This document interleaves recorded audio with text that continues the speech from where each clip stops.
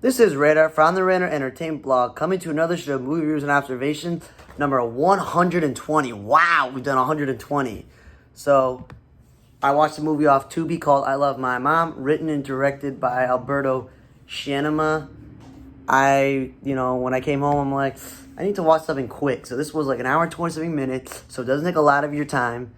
And it's basically about a mother who's a chronic liar, living with her son. They both have problems. She's been raising him since he was a boy. And he gets mad at her, so he's like, I'm driving you, I'm taking you to a hotel, I'm getting you out of here. I don't want to do it. So all he takes is a night bag for her, nothing else on him.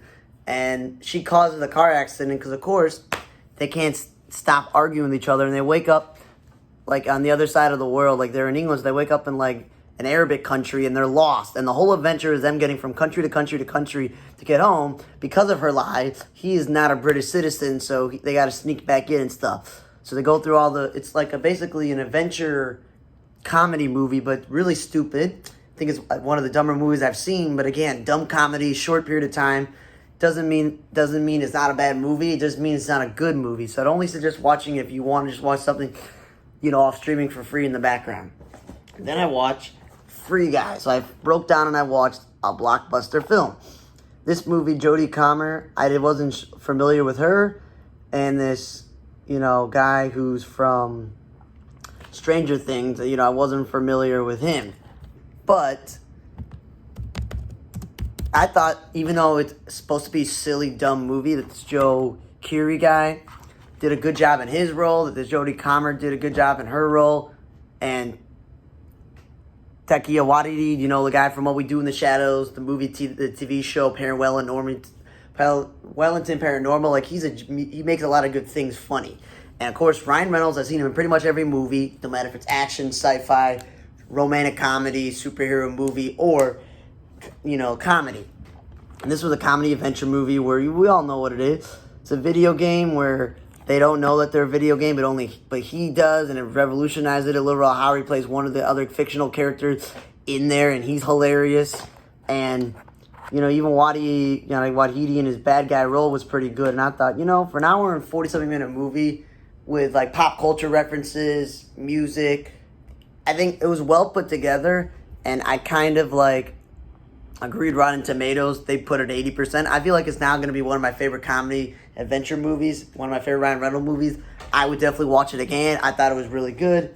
Then I watched No Man of God, based on the true story of the FBI criminal, profiler person who, based on all the profiling of Ted Bundy and recording the conversation, he went on to be in charge of that and create the book of profiling and profile list. So any show you watch or movie is based on what this guy did, and Elijah Wood did a very good job. And Luke Kirby, who I didn't realize I've seen him before, did a very good, convincing role as Ted Bundy. Robert Patrick was in it as the boss of Elijah Wood. The lawyer really didn't do much for me. So the movie is really just about the interaction in between Wood and Kirby, and I felt they both did a really, really good job in that.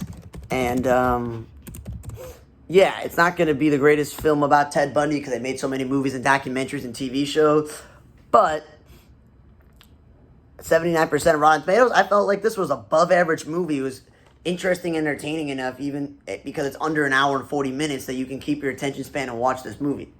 Then I watched Cop Shop with Gerard Butler and Frank Grillo, and I got this Leslie Louder person, and then, so basically, it's kind of jumbled together type of movie and stuff, where you're just like, okay, what's going on?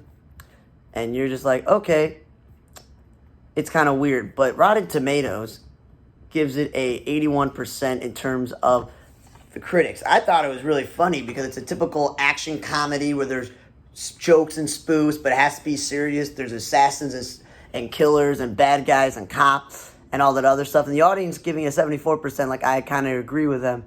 But yeah, it's kind of, this movie, the main woman, she could have died probably 8 times. And then the last scene of the movie was a waste. The movie should just ended with everyone going their separate ways. They added singing scene in the end was stupid. But again, an hour and 47 in a movie where Frank Grillo's either playing a shady cop, a criminal, or some sort of bad guy, believable. Gerard Butler's an assassin, believable. The other dudes that were assassins. And it's interesting. I saw the guy playing the chief before in other movies, so I'm like, okay, I've seen that person before. You know, Chad L. Coleman. You know, I was like, wait a minute, where have I seen this dude? And you're just like, oh yeah, that dude was the father of Corey James in All American. So I was like, cool, nice to see him.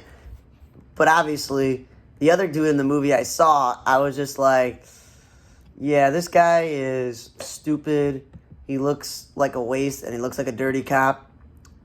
And of course, I was right. He's the henchman of one of the bad guys in Big Sky. So I was like, yeah, this guy is up to no good. But yeah, it's basically a survival movie between Frank Grillo's like, well, someone's trying to kill me. Why don't I get arrested? Well, the guy trying to kill me gets arrested too. What am I supposed to do, man? Yeah, so it's not believable, some of it, but some people are saying it's like Quentin Tarantino, like 70s style movie. Yeah, I liked it. I would say that I got pretty lucky this week that in the 3 bigger time movies that are on physical copies from the library, you know, Free Guy, No Man of God, and Cop Shop, that I lucked out. I got a pretty good movie. The streaming movie, I didn't, you know, you don't expect it to be good because it's such a small time movie. But again, Free Guy is probably my favorite movie, but Only I Love Mom was just thought was stupid, not like horrible. But again, thanks for listening to episode number 120 for Movie Reviews and Observation. I'm Radar. See you guys next time.